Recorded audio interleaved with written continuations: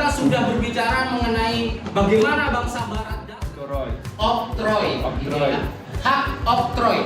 Oke, hak yang mulai menancapkan bukunya di Indonesia. Waktu itu belum ada nama Indonesia ya. Di mana ada perusahaan sekarang yang punya tentara sendiri? Boleh Anda bikin perusahaan dagang kemudian bikin tentara sendiri? Seperti itu. Nah, sekarang silahkan Anda membagi diri menjadi 6 kelompok.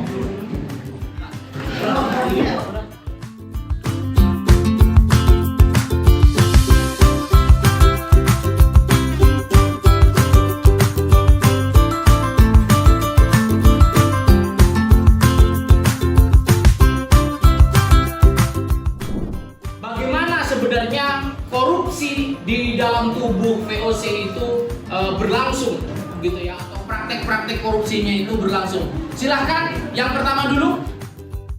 Saya Pak. Yuk, silahkan maju.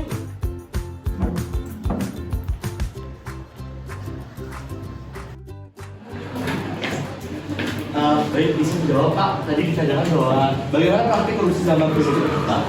Jadi, perilaku korupsi pada masa VOC terjadi karena para pegawai VOC yang sebenarnya mendapat gaji yang cukup besar, ternyata mereka tidak cukup dan banyak di antara mereka.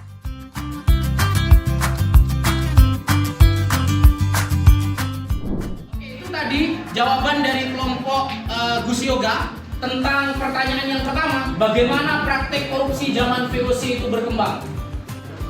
Oke, silakan yang mau maju. Lewat. Oke, silakan. Nah, dari pertanyaan yang kedua, dapat kami simpulkan akibat yang ditimbulkan perilaku korupsi para penjabat VOC, yaitu dalam keadaan penjabatnya yang semakin korup dan semakin serakah mengejar kekayaan pribadi, VOC semakin menipis keuangannya. Kini kiprah sebagai perusahaan dagang paling besar di dunia mulai dipertanyakan.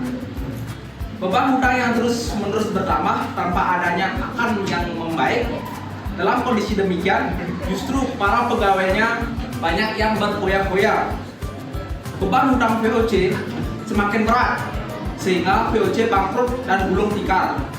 Dalam kondisi bangkrut ini, VOC tidak dapat berbuat banyak.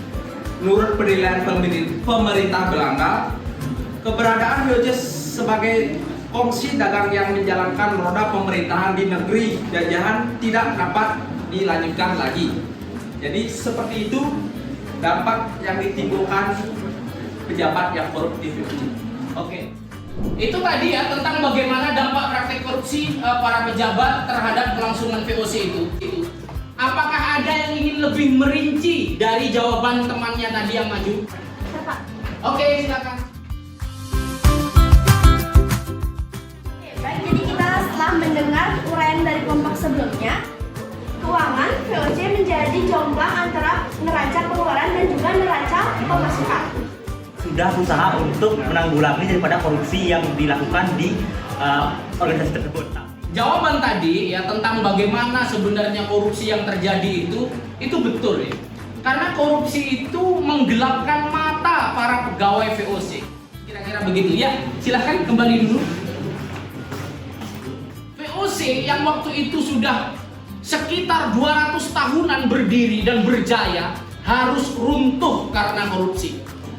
Nah, dari sini kita bisa melihat anak-anak bagaimana perilaku korupsi itu bisa merusak kita. Seperti yang sudah dijelaskan pada jawaban-jawaban yang diungkap oleh teman-teman kita tadi, bahwa perilaku-perilaku korupsi itu sifatnya merusak. Kalau seandainya VOC yang umurnya sekitar kurang lebih 200 tahun itu, dan mereka sangat kaya sekali, bisa hancur, lebur. Bahkan ada plesetan yang mengatakan VOC itu bukan Verenigde Oost-Indisch Company, tetapi Verhan onder korupsi atau tenggelam karena korupsi. Baik, itu tadi tentang pembahasan kita tentang keruntuhan VOC ya, pengungkapan kita tentang keruntuhan VOC. Saya rasa pertemuan hari ini saya cukupkan dulu sampai di sini. Kita akan ketemu lagi minggu depan di agenda ulangan. Silahkan dipimpin untuk berdoa. kegiatan kita pada siang hari ini. Mari kita berdoa dimulai. Berdoa selesai. Para peserta.